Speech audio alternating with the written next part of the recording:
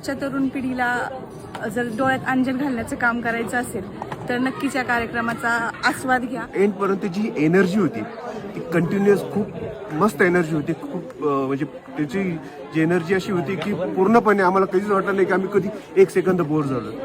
पुरा करकरीत असा कार्यक्रम आहे. सगळी गाणी नवीन आहेत, कलाकार एकदम नवीन आहे. ऊर्जेची पातळी बघाल तर अतिशय उच्च दर्जाची ऊर्जा आहे ह्याच्यामध्ये.